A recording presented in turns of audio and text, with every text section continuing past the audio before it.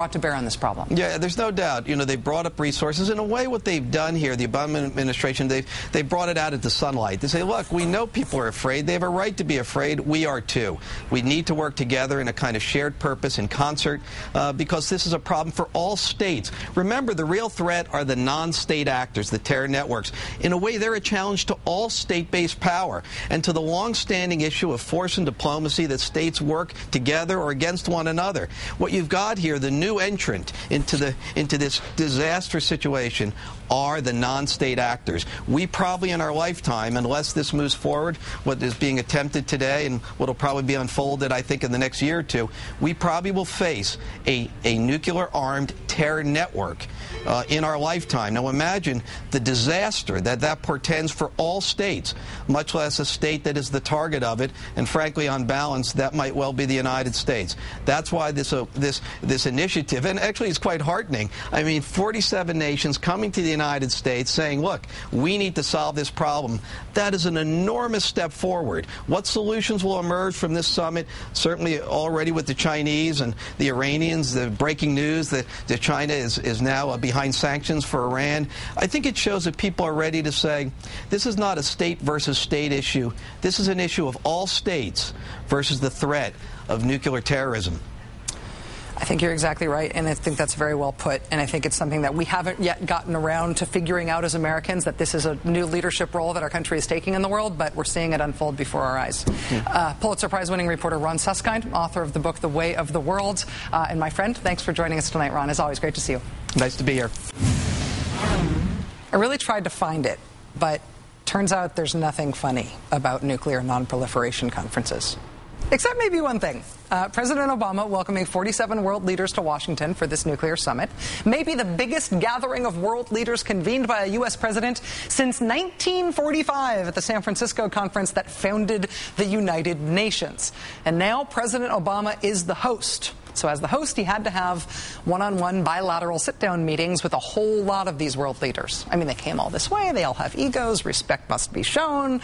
And we're talking about loose, semi-available fuel for nuclear weapons. So a president's got to do what a president's got to do, which was sort of a version of speed dating diplomacy today. Did you see his schedule today? Small talk with the whole big wide world. Prime Minister Singh, I haven't seen you since when? Since those imposters showed up at the state dinner in my honor. Right. Sorry about that. Did they wind up on a reality show? I don't get cable. So, how are things in Kazakhstan? You know, we didn't find Borat funny. Oh, me neither. And Bruno? What was that?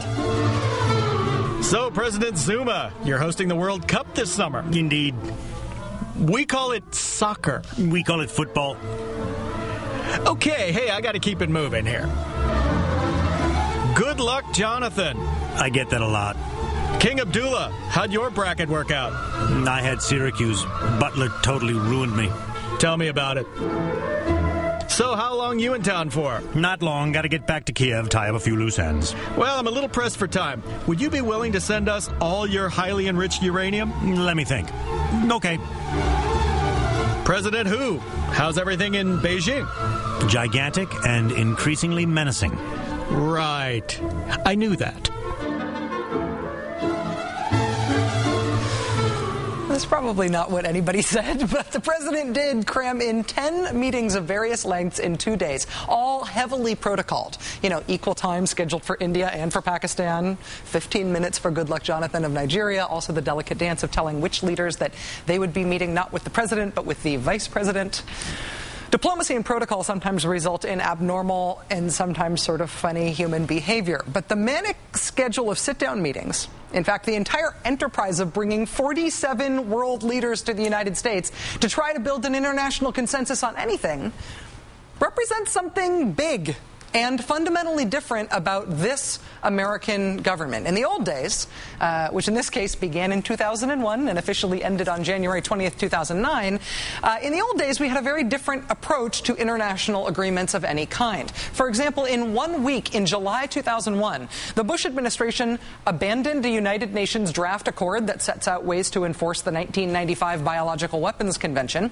We refused to join 178 other nations who agreed to implement the 1997 2007 Kyoto Treaty on carbon emissions, and we forced changes to a UN pact to stem the illegal flow of small arms, from handguns to shoulder-launched rockets. U.S. officials signed on only after blocking two key provisions that would have restricted arms owned by civilians and sold to rebels. And those three examples, clustered neatly into 1 week in 2001, were way before President Bush appointed John Bolton to be our ambassador to the United Nations.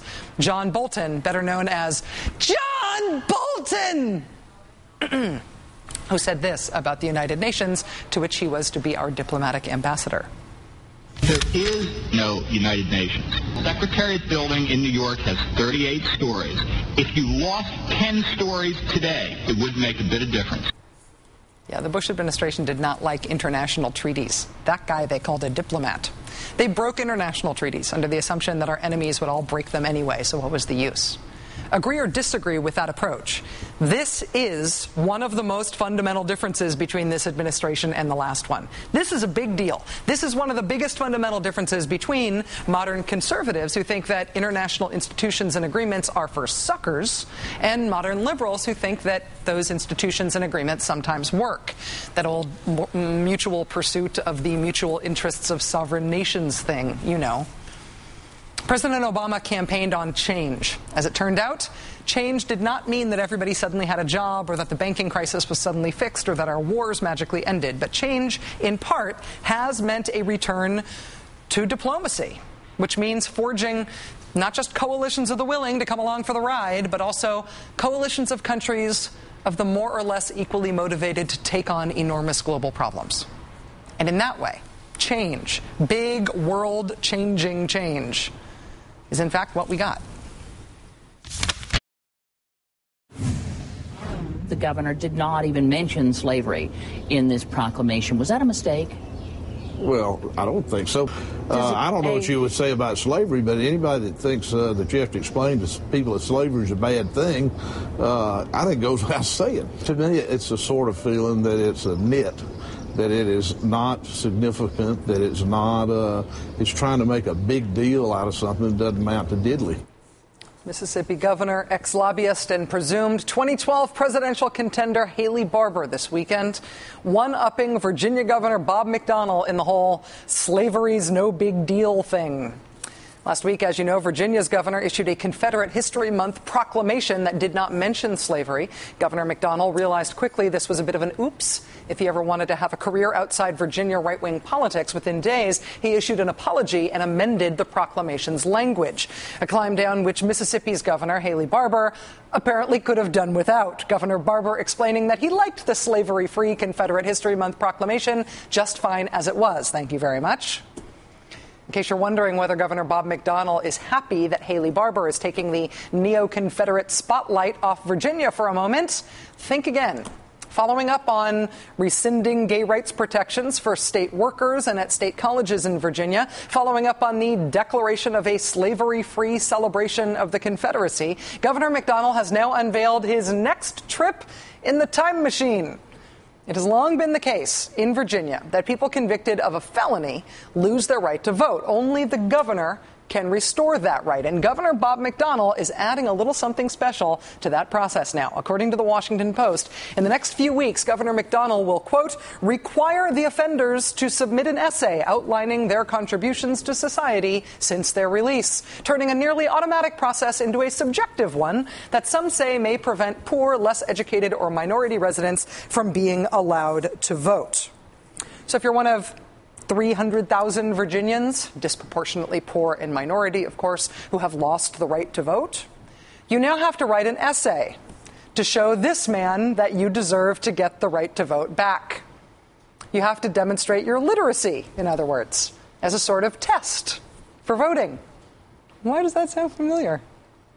Governor Bob McDonnell's right-hand man, emphasis on right, is also doing his part for the state's image. State Attorney General Ken the Cooch Cuccinelli today addressing a march on the Virginia state capitol by people with guns, encouraging people to bring their weaponry to the State House. Mr. Cuccinelli also addressed 2 Tea Party rallies over the weekend, at which he called vehemently for the repeal of Obamacare, all of which is just a prelude to Thursday's big event on the Virginia Attorney General's calendar. As Virginia's top lawyer, Mr. Cuccinelli will be headlining something called the Awakening and Revivals History Conference. The Awakening Conference at Jerry Falwell's Liberty University. Also slated to appear with Mr. Cuccinelli, our old pal Lou Engle. Remember Lou Engle? He was the one who led Senate Republicans in December in their prayer cast, where they prayed against health reform and they prayed for God to overthrow the government.